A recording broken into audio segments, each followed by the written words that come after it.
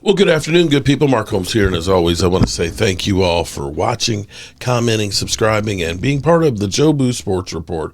Without you guys, as well as you ladies, you know that this literally does not work. Hope everybody's having a great day. It is Taco Tuesday, and I hope all your taco dreams come true. And I'm still working on getting things squared away with the new players that we've got. We've got literally the draft a little over a month away, that we'll be looking at some more brand new players for the Dallas Cowboys.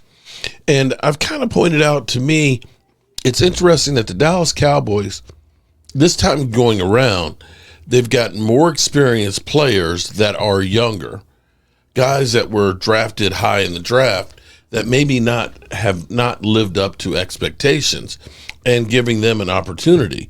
One of these players that it's really interesting to see and hope that we're going to see a breakout year, breakout years, because they signed it to a 2-year deal. That goes to show you how much the Cowboys thought about Solomon Thomas to get him a 2-year, $8.5 million deal, because everybody else is basically on a 1-year deal. Solomon Thomas, drafted in 2017, of course, by the San Francisco 49ers, the number 3 pick in the draft. They were looking at this guy being a game changer. Unfortunately, he's been good, but not great. It's kind of like what we have with Mozzie, because Mozzie was drafted in the first round. People will look at him and say, oh, he's a failure, he's a bum. And we're only 2 years in on him. In the first year, he was injured with a coach who really just didn't want him. He got better as that second year got on, and maybe we'll see him get better in the third year. Solomon Thomas, now this is my worry here, and I think that our offense is going to have to score a lot of points to make the opposing offenses more pass heavy, because we have basically a pass rushing team. We have not addressed getting the big studs in the middle to stop the run. I hope at some point we do. But Solomon Thomas, who has played defensive end and interior defensive line, is the typical kind of player that the Cowboys get on the defensive line. They like guys that are taller and leaner, which are good if you're a pass rusher. Okay, because you're able to reach out, grab a hold of them, swim over and things like that. They're typically a guy like Solomon Thomas, who is 6'3", 295 pounds. They're quick to get off and get upfield, but what makes you good as a pass rusher sometimes doesn't make you good as a run stopper. See, the problem is this. When you get into a battle in the trenches, especially in run blocking, it's the low man that wins. And Solomon Thomas, 6'3", 295, your weight is kind of stretched out. What you really want for a guy that's a run stopper is you want a fire hydrant. You ever back into a fire hydrant? It just tears the crap out of your car. It just does. It's low to the ground, and basically your car is going to trip over it. Okay? But if you're tall, your center of gravity is raised up, and it's easier to topple you. It's easier to get under the pads if a person is taller. And this is no disrespect to Solomon Thomas, because he's got a great pass rush rate. Because if you look at Pro Football Focus, he's got a 61.2 pass rush grade, 91st out of 219 defensive ends. Okay, that's not the worst thing in the world. That's still pretty good. But run defensive grade, he's got a 41.5. Not good. 177 out of 219 defensive linemen. Yeah, that's not good. But he's got 4 sacks, which ranks him 32nd on interior defensive line. Okay, so that sounds pretty good. You're in the top half of that.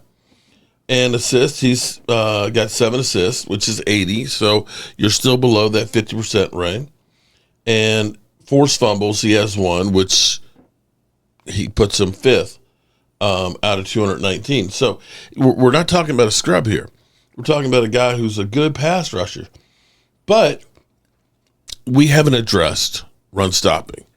But Solomon Thomas, he is overjoyed to be here with the Cowboys and to be working with Aaron Whitecotton. Now, the Texas native is returning home and couldn't be happier. Thomas said he's not only excited to play for the Cowboys, but he's happy to do so while playing for defensive line coach Aaron Whitecotton, who held the same role for the Jets while Thomas played for him. When I saw Coach Whitecotton sign with Dallas, I was super excited because I was like, dang, this might be the chance for me to go play home, to play under Whitecotton another year and make everything align. I was manifesting it right away when I saw this happen, and I was like, I want to be a Dallas Cowboys. I want to come home. I don't want to have to move anymore. This is where I want to play. This is where I want to win. I got to say, I love that. I love that we actually have players that want to be here as opposed to ones that are, bitch slapping us out the door. So as this article goes on, Thomas hasn't lived up to expectation to come with being the third overall selection, but the Sanford product is a talented rotational defender who can help with the rest of the unit following Whitecotton's plan. So when I look at this, we definitely have a type.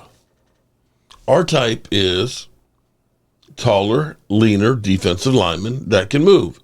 And this is the same thing with, say, Dan Quinn. Dan Quinn likes guys that can move and pass rush. I'm not sure what the plan here is for the defensive line.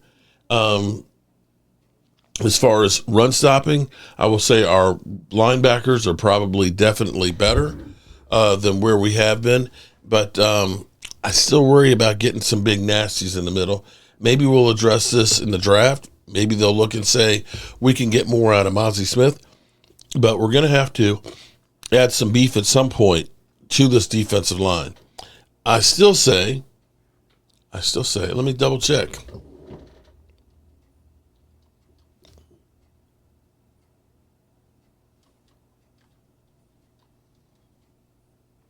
Let me see if he's still out there. We went out and got Calais Campbell. Oh. Okay. Calais Campbell seeks a new home with Kansas City Chiefs offering $7 million. Wow.